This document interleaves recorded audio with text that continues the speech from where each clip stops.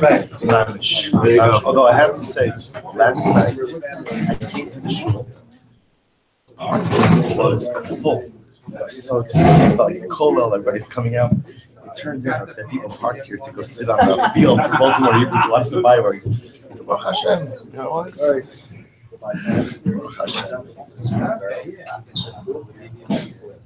All right, Shabbos, good morning. Let's begin. Today's daf is Kuf Samech Gimel 163, and we are picking up on Kuf Samech Gimel 163. We're picking up 2, 4, 5 lines down from the top. So let's remember again, just to reorient ourselves a little bit, we're speaking specifically about the issue of leaving space in between the text of the shtar and again the signature of the witnesses. So far, what we've established from yesterday's sugya is you can only have less than 2 lines of empty space between the end of the document and the signatures. In other words, there's an automatic assumption that halacha l'maisa you cannot go ahead and have the signatures bump up directly against. Thank you. Bump up directly against the text itself, as you have to give a little bit of space ultimately again for the witnesses to sign their names. So the halacha accepts the fact that there's going to be some level of empty space. The shaila becomes how much empty space is in and of itself acceptable. So the Gemara used the lashon of shnei shitim, 2 lines. So today we're going to define exactly the size of those particular lines. So the Gemara says, "Rabbi Shabsi Amar, in Mishmei Dechizkiah, Shnei Shitin Shamru." We'll say those 2 lines. If you look at the Rashbam, it's the Rashbam in the third of the short lines. Shnei Shitin Shamru, B'shir Ksav Yedei Eidim, Sheyosim Yedei Shir Yedei Sofer. So we'll say the two lines that we spoke about that are issues in terms of 2 lines of space in between the end of the text and the signatures of the witnesses. B'ksav yedei edim v'lo ksav yedei sofer. This is very interesting. Those are 2 lines, the size of the space of handwriting of witnesses, but not the size of the space of the handwriting of a sofer. Rabbi said, what's the difference between the handwriting of a sofer and handwriting of a regular individual? So if we look at the Rashbam says, just a moment, Shnei Shitin Shamru, B'shir ksav yedei edim, Shu Yosem Nifdei Shir Yidei Sofer. The assumption is that a sofer, trained scribe, is able to write in much more deliberate, smaller fashion, as opposed to an individual is ultimately, again, his print is usually much larger. So therefore, again, Reb Shabsi is coming along and saying that when we speak about 2 lines, the 2 lines we're speaking about is the ksav, is the writing of a layman, of the witness, and not the ksav, the smaller ksav of the sofer, which means I will say that those 2 lines are larger. That sheer, that's what's going to pass. The Gemara says it's actually very interesting. My time, why is it I will say that we use the 2 lines, the size of the writing of a regular individual, and not ultimately again of a sofer? So let's listen to this. The Gemara says the chala mezayif lav legabe safra azul mezayif, because I will say a person who wants to forge a document, Lav Dafka is going to seek out a sofer to forge a document. Let's say the pashtos, again, if a person is going to forge something, the pashtos, they're going to try to do it on their own. As such, again, the space that would allow for that to be the 2 lines of the handwriting of a regular individual. Take a look at the Rashbam.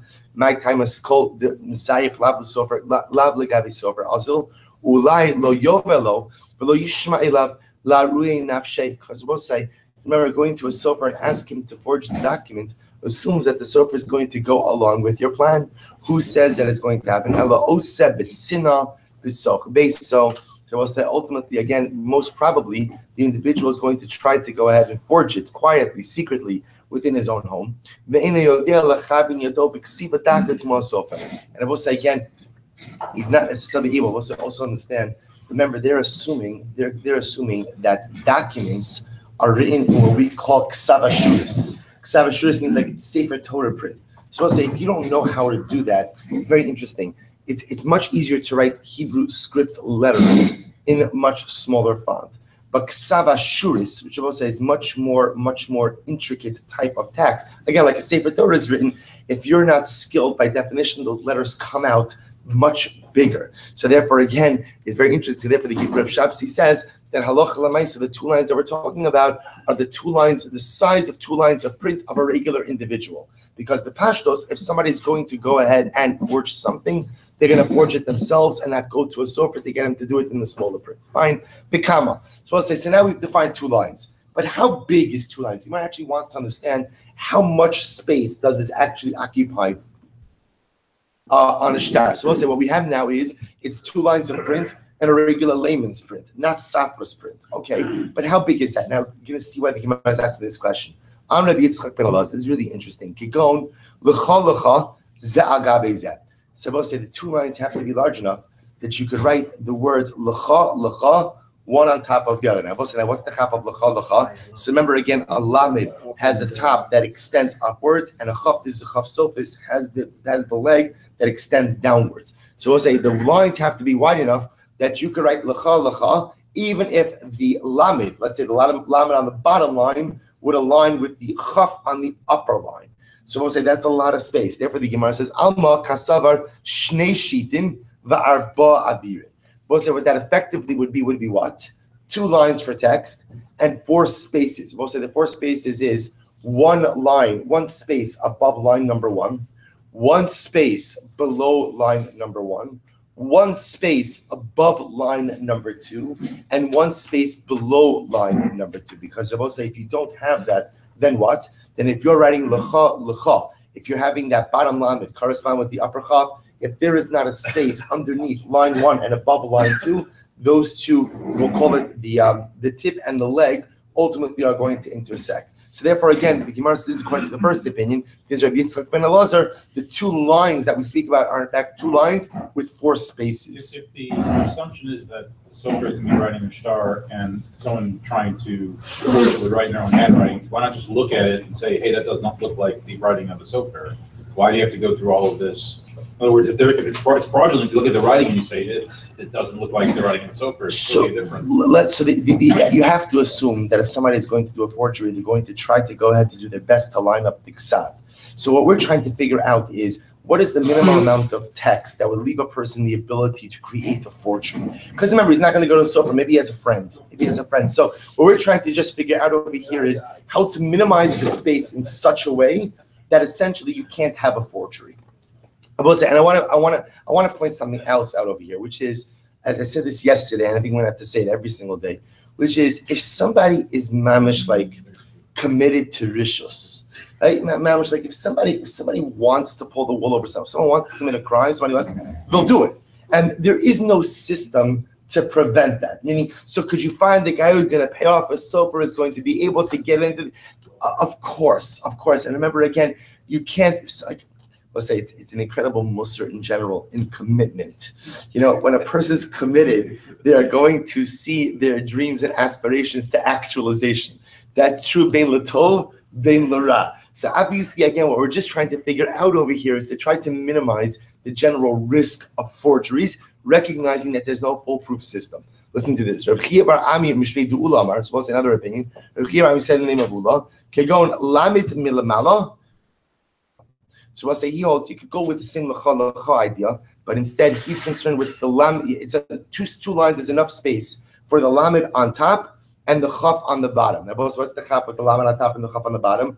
I'm only worried about the lamed's extension upwards, the chaf's extension downwards, but I don't have to plan for what? For the actual top line and bottom line intersecting. Why does this matter for us? Alma kasavar shnei shitin u'shlosha avirin. We'll say this would require what? 2 lines of text and 3 spaces. What does it mean 3 spaces? 1 space above line 1, 1 space below between lines 1 and lines 2, and 1 space below line 3. So we'll say what they're just arguing about is in general, when writing shtaros, how would Sofrim go ahead and arrange lines? They will say probably one of the hardest pieces of Safros is in general these types of issues of knowing how to line up the lines in such a way that the letters with upward extensions and downward extensions don't end up intermingling. So the idea that the Gemara is pointing out over here is what would be the normal derech of a shtar? What we're trying to figure out, here's what we know. We know you can't leave 2 lines of open text or 2 lines of open space at the bottom of the shtar. What we're trying to figure out is what? Of 2 lines, which essentially becomes into a stylistic discussion about Safros. So the first opinion said 2 lines looks like this. Second opinion said 2 lines look like this. Rabbi Avo Amar Kigon, Baruch ben Levi. This is interesting. Rabbi Avo's opinion is it's like writing Baruch ben Levi on one line. So we'll say first, take a quick look at the Rashbam, the previous opinion. Shlosha Avirin. It's 2 lines up before it gets wide. The Bein Shnei Shitin Dailanu Ba'aver Echet. Because we'll say in the second opinion, all you need is one space between the 2 lines. Because remember, according to the second opinion, you have the Lamed on the upper line, Chaf on the bottom line, and therefore, again, the top of the Lamed and the base of the Chaf are not intersecting. Therefore, again, Sheyachol La'amin Es Yadav Laharchik Rosh HaLamed Titachtona Mikineged Regel Chaf HaLyona. Fine. So we'll say the third opinion, Rabbi On Baruch ben Levi B'Shita Achos. He holds like the size of a line where you write Baruch ben Levi on one line. Then we'll say, what's the chap of Baruch ben Levi on one line? So Baruch has a chaf sophis, right, extending downwards. Levi has a lamed, the tip that extends upwards. So what does this mean? The Gemara says, Kasavar Shita Achos Ushne Avirin. He actually holds, interestingly enough, that the definition of 2 lines, we'll say, actually means what? 1 line with 2 spaces. 2 spaces. So it's 1 line with a space above, the space above. We'll say, what comes out according to everyone is something very interesting, which is that 2 lines never just means what? 2 lines. Meaning 2 lines always means 2 lines for text plus all of the corresponding supporting areas that would allow you to write. The shaila is, how do you define corresponding areas? And again, that's the difference of opinion over here. Look at the Rashbam, Baruch ben Levi, first line, first wide line, Baruch ben Levi, Shnei Avirin Ika, Hacha Echa Lamala B'Shel Lamed, so also according to this third opinion, Rabbi Abo, 2 lines means really 1 line of text with 2 supporting lines, 1 above for the upward extension of the lamed and 1 below for the downward extension of the chaf. Fine. So we'll say, so bottom line is, we know you can't leave 2 lines of text. How do you, or 2 lines of empty space? How do you define 2 lines? 3-way machlokes. Amarav, lo shanu ella. This is where it gets very interesting. Lo shanu ella bein edim l'ksav. So now that we've established that you can't leave 2 lines of open space, where? Now understand the following. That the Gemara assumes that on any particular shtar, you could have 2 forms of validation. You could have, well, actually, let's read it. Amarav, lo shanu ela ben edim l'ksav.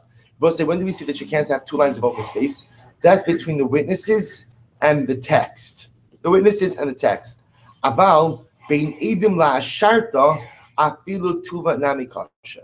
But I will say, if you have even more than 2 lines of open space, 2 lines of space in between the witnesses and the asharta. I will say, what's the asharta? Asharta is going to be the certification of the document. Then afilu tuva nami kasha. Even if you have many lines of open space between the witnesses and the asharta, that's going to be okay. Let's define our terms over here. Take a look at the Rashbam. Amarab lo shanu. We'll say third on the wide lines. Lo shanu, shnei sheet in the puzzle. When we speak about that 2 lines of empty space, puzzle document, that's only true. Elim came here. We'll say that's only when the 2 empty lines of space are between the text of the document and the signatures of the witnesses. Remember, we learned about this before. A sharta, also known as a handpick, right? Handpick means that what? That Beis Din certified this document. It's a certification document. Because most remember, if you show up in Beis Din and you have a document in your hand, that's very nice. Again, and it certainly means something, but it's also possible that what? That you forged that document, that you made up that document. Meaning, there's a certification process that has to go through, that has to occur before Beis Din allows you the ability to collect based on a document that you are holding. That certification process, I'll say, results in what we call an asharta or a handpick. That's where Beis Din essentially puts their seal on the document and says, this is a certified document. But if you show up in Beis Din with the certified document, then what? You're good to go. You could collect immediately. That's, of course, assuming that the second Beis Din recognizes the asharta of the first Beis Din. They hold of that first Beis Din. It's a recognized Beis Din. It's on the approved list of Batei Dinim. Whatever. All of the different things that go into things dealing with Beis Din. But Lamais, again, that certification is powerful. What the Gemara now is suggesting, I will say, is the following. If you read the rest of that Rashbam, he says, "Kigon shtar shekasa b'handpick dahainu asharta afilu hirchik yosem mishnei shitin." Kasher, kidemasik va'azel b'mishtash d'shufayim. So let's go back. So Rav says, the end we say that if you have 2 lines of space, it passes the document. That's only between the text and the signatures of the witnesses. But if you have space on the document between what? Between the asharta, right? Between the certification and because we'll say, and the signatures of the witnesses. Even if you have a lot of space, that's totally fine. So we'll say, just so you understand the layout of the shtar, you have text. This is by a get pashut, not a get makusher. You have text, you have signatures of witnesses, you have the asharta, the certification. The Rav is now suggesting empty space is problematic between text and signatures. That's when shnei sheet and 2 lines can be problematic. But halacha l'maisa, even if you have a lot of text, more than 2 lines between the signatures of the witnesses and the certification, that's totally fine. So says the Gemara, Maishna.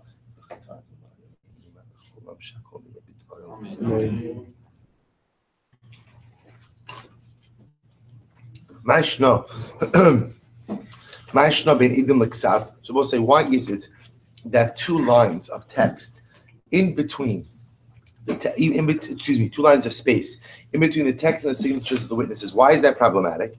Dilma mezayif v'kasid ma'diboy v'chasimis sahadi. So we'll say, what are we concerned about? If there's 2 lines of open space, then what? Someone could come along, forge whatever document they want, and we'll say essentially what you could do is you could pretty much like lop off the top of the shtar, utilize that empty space there to write yourself a new shtar, and guess what? What do you have on that document already? You've got signatures of witnesses, and you could go ahead and produce a shtar mezuyaf. So Gemara says, I don't understand that. That's the concern. Bein edim la sharta nami mezayif v'kasev ma'diboy v'chasimi sahadi.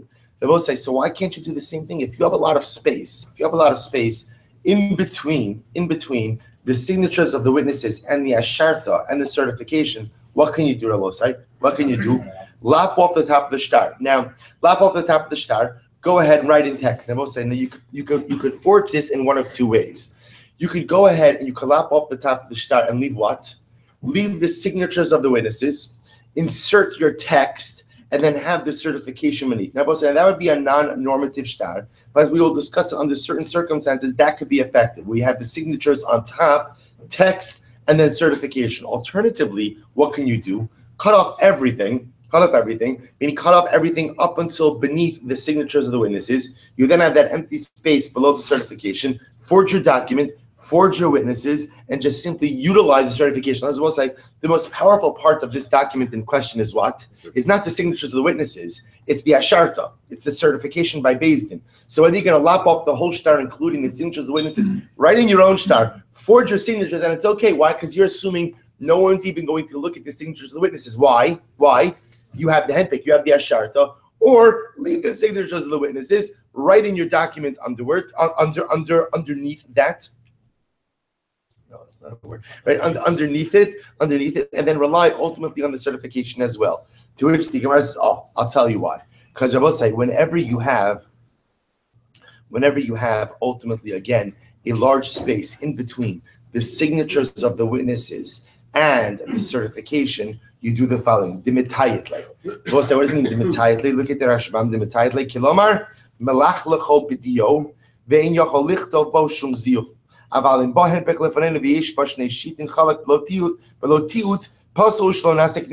say the Gemara answers, you're right. We don't leave empty space between the signatures of the witnesses and the certification. So what do you do about saying? If you have a document that has empty space between the signatures of the witnesses and the certification, what do? The metayik means you fill it in with ink. You ink it out. All right. So I'll say, by the way, right? You go. No, this actually means they colored it in with ink. So I'll say, so again, we do this today, even just contemporarily, that if you're filling out a ksuva, let's say you're not using a sofer, you're just buying like a document. So often, again, the lines usually provided are very big. So you're supposed to go ahead and put a line through it so that no one could go ahead. This is even more intense. This is more intense than putting a line. They actually would ink out. They would fill in with ink the entire blank space. So the Rashbam points out to us something very important. The Rashbam therefore says, but were there to be 2 lines of empty space between the signatures of the witnesses and the certification, what would that be? That would passel the document. So I'll say, so what the Gemara is holding right now is 2 lines of empty space passel both between the text and the signatures of the witnesses and the signatures of the witnesses and the certification. The difference is that between the witnesses and the certification, if you have a big empty space, you just ink it in. The Gemara says, well, if that's the case, ihachi bein eidim l'shtar nami. I don't understand. If that's an eitzah, then what will say? Let's do that everywhere. So then do that when you have a blank space. In other words, we can now finally take care of this issue. How do you resolve blank space issues on a document? Fill it in with ink. Fill it in with ink, and we're done. Well, Setushni wants to say something very interesting. Amri sahadi atiyutu dechasimi. So also listen to this, because what are we concerned about? If you ink in that blank space in between the end of the text and the signatures of the witnesses, and then the witnesses sign, the concern is that people will say that the witnesses are signing on the ink, on the inked part. They're certifying the inked in part. I will say, now, what does that mean? They're certifying the inked in part. Take a look at the Rashbam for just a moment. This is actually quite amazing. Listen to this. Begin.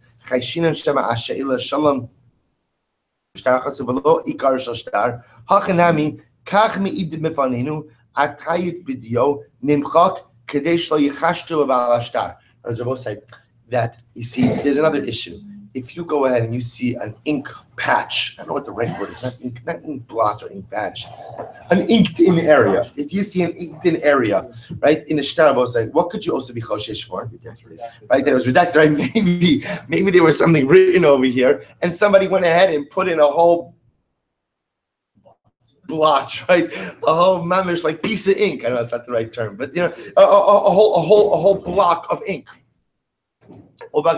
Therefore, it could be able to say that when you have shtar, a blocked out area, or an inked in area, signatures of witnesses, maybe the chashash is that the witnesses are actually signing a say that the inked in part is not in and of itself a redacted shtar, that it's not a forgery, it's not him covering up text. They're not being made. The witnesses who sign are actually not testifying as to the veracity of the information contained in the top part of the shtar. They're just simply certifying that the inked in part was blank, and was not part of any kind of text. So therefore, I would say that's what they're signing on. They're not signing on the shtar. To which the Gemara says, the Gemara is making the argument that we do not ink in the blank space in between the text and the eidim, because then what you could end up doing is undermining the eidos on the shtar itself and assigning the signatures of the witnesses to that they are signing to the veracity or to the legitimacy of the inked in part. To which the Gemara says, well, if that's the case, it's l'sharta nami amri beidina atiutu dechasimi. So I'll say, if that's the case, then why do we let you ink in the blank space between the signatures of the witnesses and the certification of the Beis Din? Why don't I then say that if the space above the certification is inked in, then maybe the certification is on what? The certification is on the inked in patch and not on the information. To which the Gemara says, no. Beidina adita lo chasimi. Because it will say Beis Din doesn't certify ink patches. Eidim would certify ink patches. You could have Eidos. If you have a shtar that has an ink patch, you could see how you would need Eidos on that ink patch to indicate that this is not a forgery. This is not someone trying to cover up anything in the information of the document, but rather, again, Lemais, it's the witnesses saying that this is legitimate.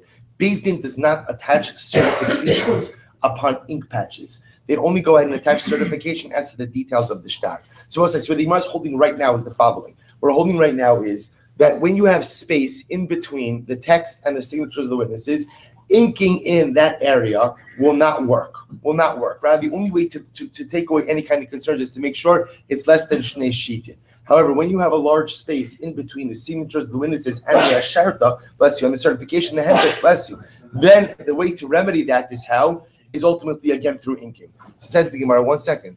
So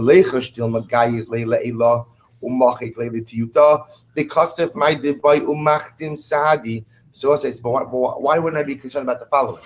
Perhaps what could happen? The person wants to come along and create a forgery. Let them lop off the top of the shtar. Both said, even including the signatures of the witnesses. So if you lop off the top of the shtar and the witnesses, what are you left with? Both side. What are you left with? You're left with an inked in part of the parchment and the certification. No problem. What do you need to do? Erase the ink. Right? Erase that part of the parchment. Rewrite your own forged document along with your own witnesses. And then Baruch Hashem, what do you have on the bottom? Baruch Hashem for the thief, right? What do you have over there on the bottom? You've got a certification right there. You've got a certification. So why aren't they choshish? We're looking at the inked in chelik of the shtar as like the protection against any kind of forgery. Why is it a protection?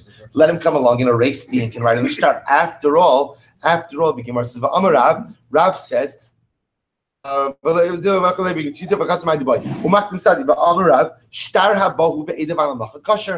we'll say Rav asking that what? That if Rav will say, if you have a shtar, as long as hu ve'idav ala machak, Rav will say, we're going to get into this now. Erased parchment looks different than regular parchment. So we'll say, under normal circumstances, if a shtar shows up and you have, the text is written on parchment that was erased, and the signatures of the witnesses are written on non-erased parchment, then what?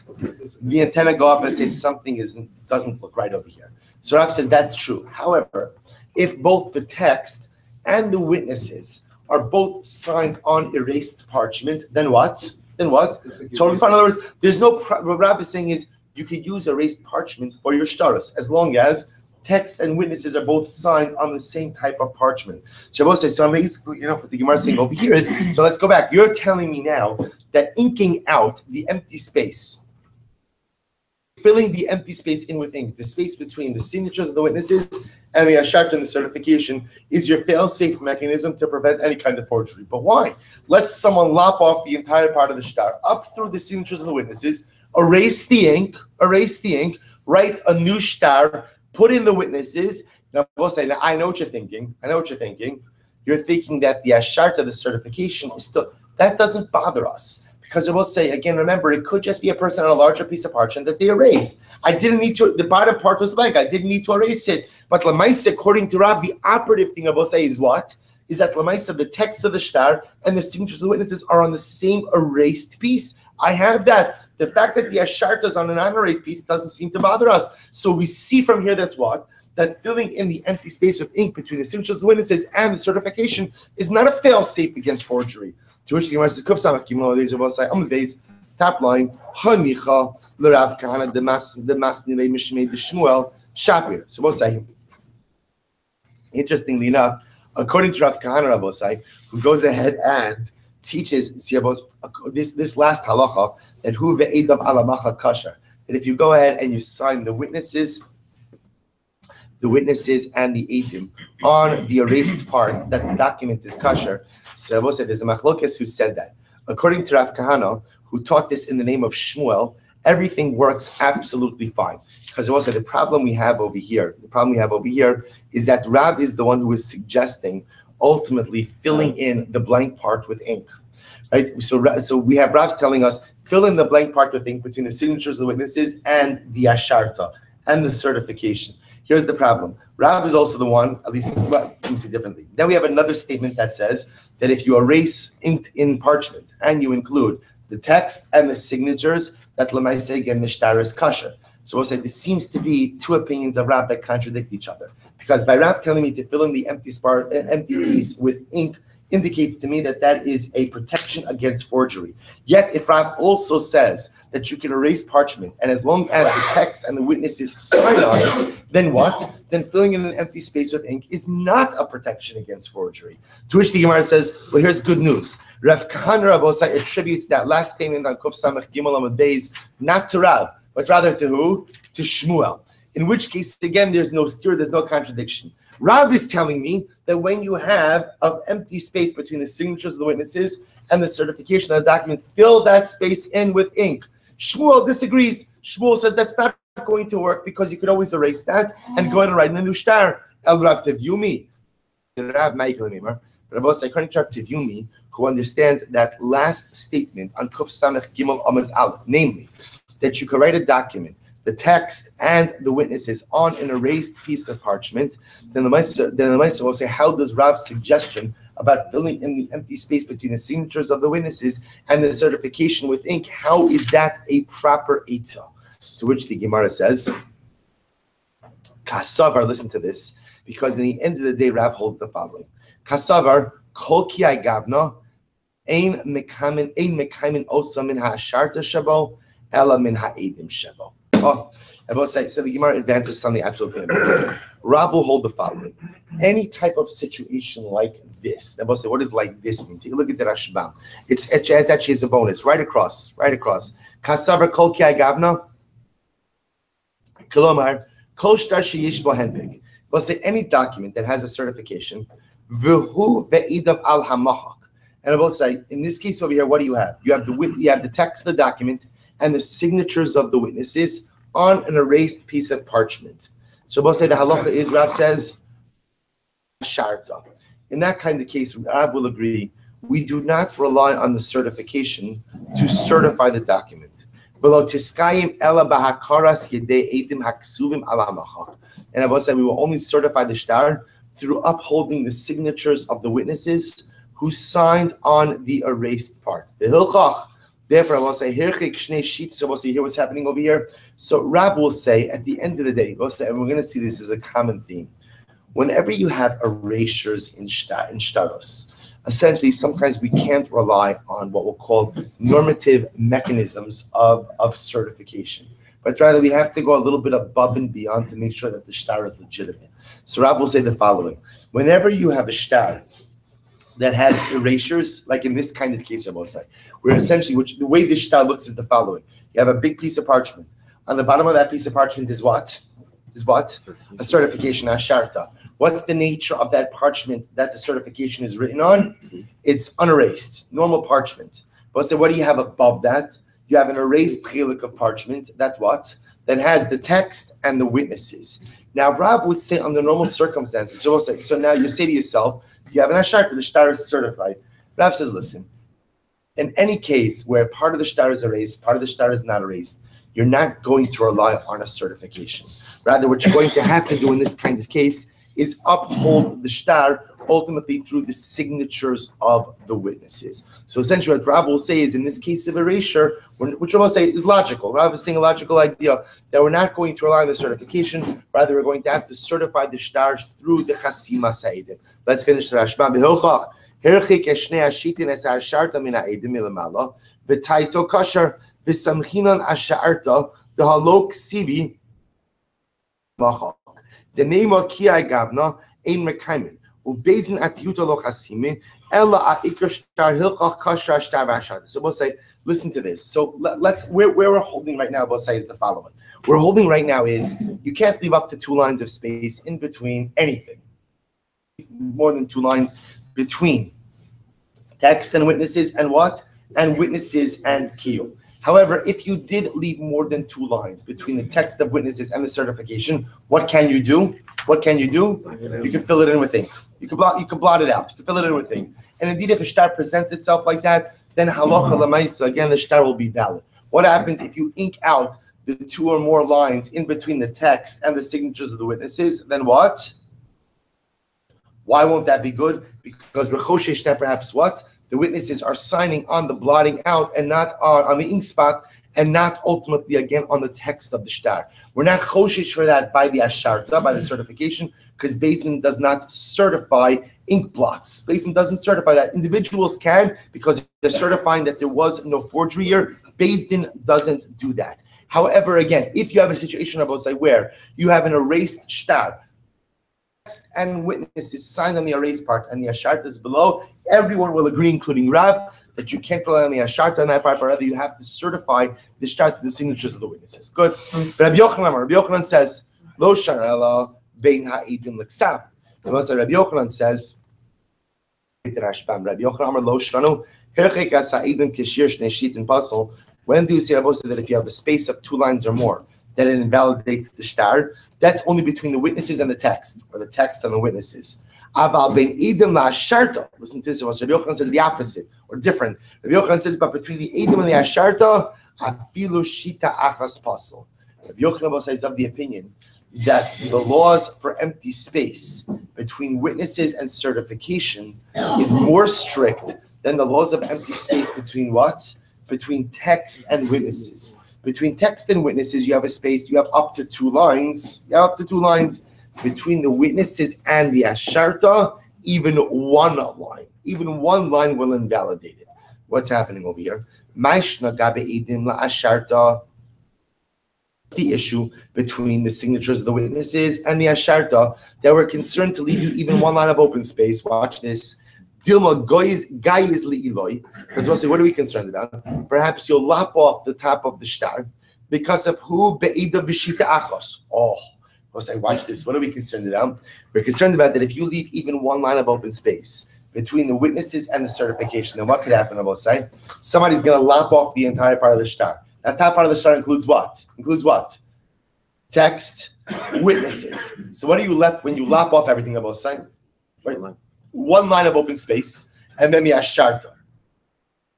And what can you do with that one line of open space? Because of who? The Eidav B'shita Achas. And you're going to go ahead and write the text of the shtar. And this obviously would have to be a very short shtar. Right? I lent Ruben $10,000. Have a good day. Right? You know, right? That'd be it. And then I sign the witnesses on that same line. I will say this is actually very interesting. The Kasavar Shtar Haba the Eidav B'shita Achas Kasha.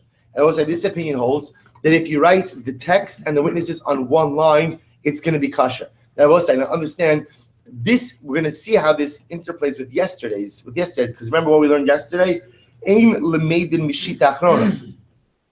Nothing. There can't be any new information in the last line of the document. That might be different when the witnesses are signing on that very line as well. So we'll say, so this opinion holds something amazing. This opinion holds that lamaisa, if you write a shtar and the edim on one line, that is a valid shtar. So therefore, I will say, what you could do is you can chop around on this ashar to lop off everything above, and as long as you have one line of open space, that gives you enough space to write the text of your shtar, short shtar, signatures of the witnesses, and then you rely on the certification. So therefore, I will say that's why Rabbi Yochanan comes along and says you can't even leave one line of open space between the signatures of the witnesses and the asharta.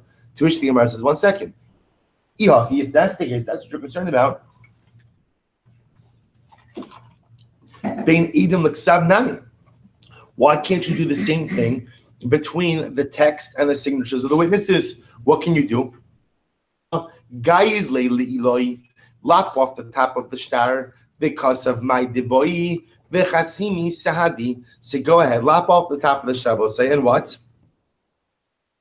Lop off the top of the shtar. Go ahead and leave. Right? Take the empty space. Write whatever you want. Sign witnesses.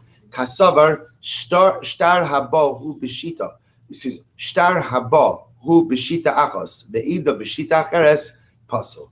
Because Rabbi say he holds that when you have a shtar that comes in one line, see Rabbi say what the Gemara is saying over here is the following: why can't I do the same thing with the edim? Or let's say there's space. There's space. Let's say again, there's one line of space between the text and between the edim. Let me lop off the top of the text, write in my shtar in that last line, and then what do I have right beneath it? The signatures of the witnesses. To which the Gemara says no, because any shtar Rabbi said that has shtar on one line and witnesses on the next line is pasul. Rabbi said, now what does that mean? Take a look at the Rashbam. The Rashbam says Kasav Rabbi Yochanan.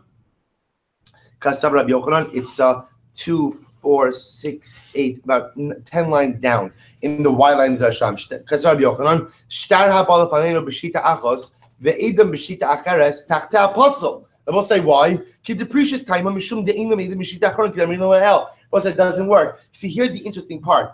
You see, between the signatures of the witnesses, let me say it differently.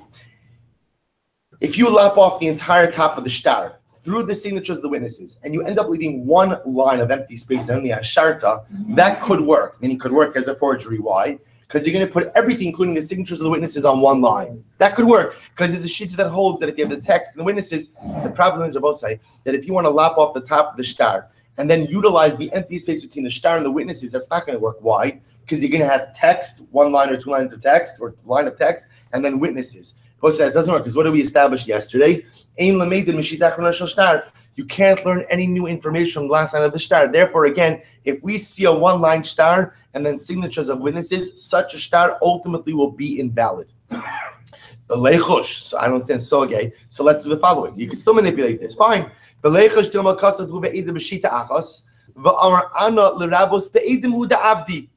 so we'll say it's a very simple chap. What could he do? We'll say, listen to this. Lop off the top of the shtar. What do you have? You have empty space, right? A line, let's say, or two, and then the signatures of the witnesses. So we'll say all you have to do to manipulate the system is what?